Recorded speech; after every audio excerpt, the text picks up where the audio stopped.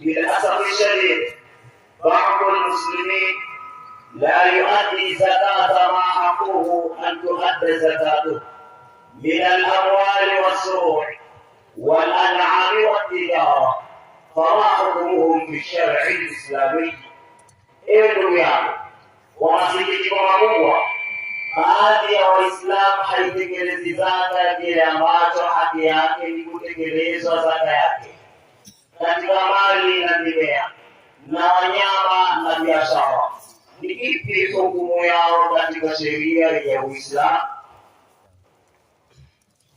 الجواب: يا أخي، الزكاة ركن من أركان الإسلام، وهي واجبة على من ملك ما حقه أن تؤدى زكاته، وهي حق معلوم من الله لمستحقها المعلومين.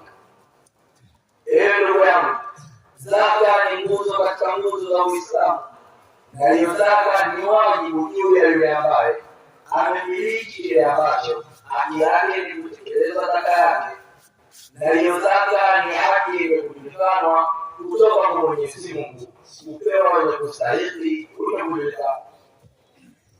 Qala Rasulullah sallallahu alayhi wasallam لمعاذ بن جبل لما بعثه إلى اليمن: فأعلمهم أن الله قد فرض عليه الصدقة تؤخذ من أغنيائهم فترد على فقرائهم.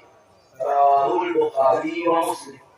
فمن منعها فقد وقع في أمر خبيث وإثم عظيم.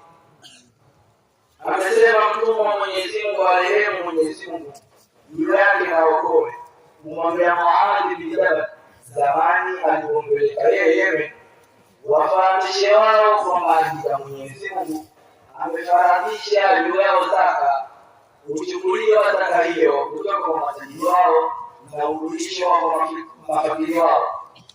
Amepokea hadithi hii Imam Bukhari na Muslim. Na mwenye kuisuia zaka hakika ametoka katika jambo la hatari na lidhambi kubwa.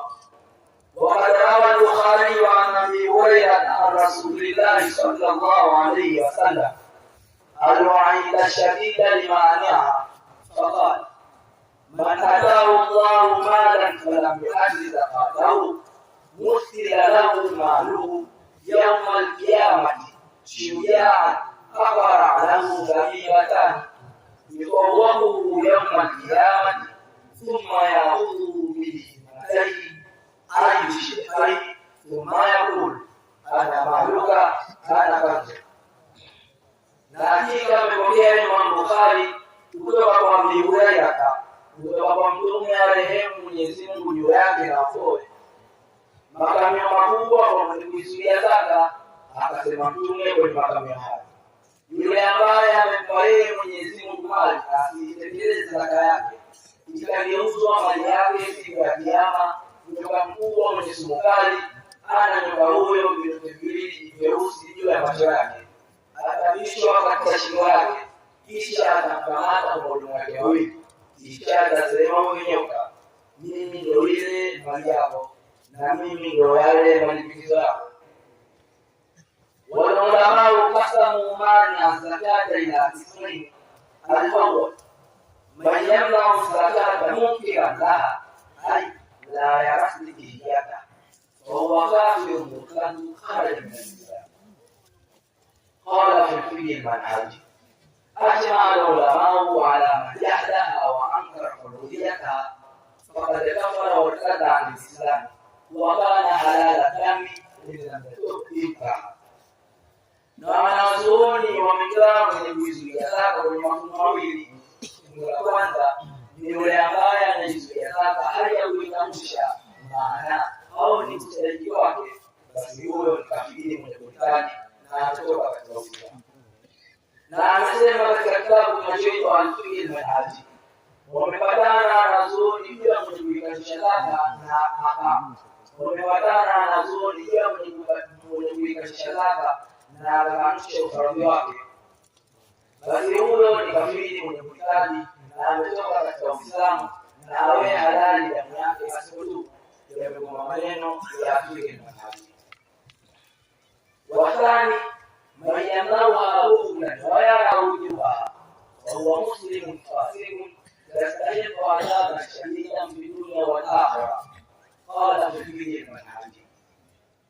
واما من منع الزكاه وهو معتقد بوجودها ومكيل بفرضيتها وهو فاسق آثم يناله شديد العقاب في الاخره. انتهى.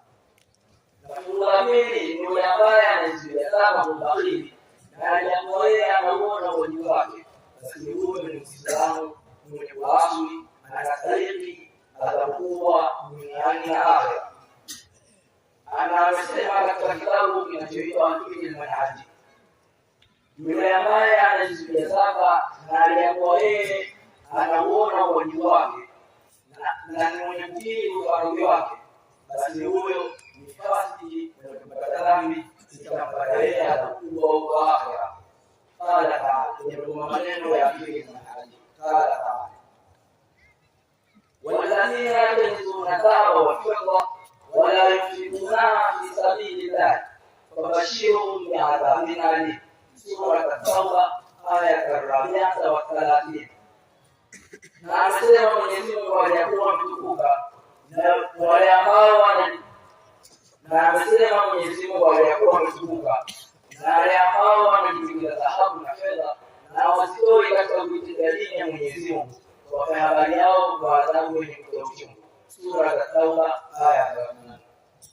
Ya akhi, la suhbata fi dini al-muslim illa bil amal wa la sihhata fil amal illa bil ilm fala taqul an ilmi dinika fa innahu wajibun alayk. Ewe ndugu yangu, hapana mtakatifu katika dini ya Uislamu bila kufanya matendo, wala hapana kusudi kufanya matendo bila kwa elimu.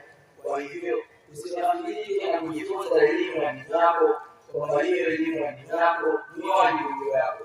Wallahu wa rasuluhu a'lam. Wa hadha, assalamu alaykum wa rahmatullahi wa barakatuh. Wa alaykum assalam wa rahmatullahi wa barakatuh.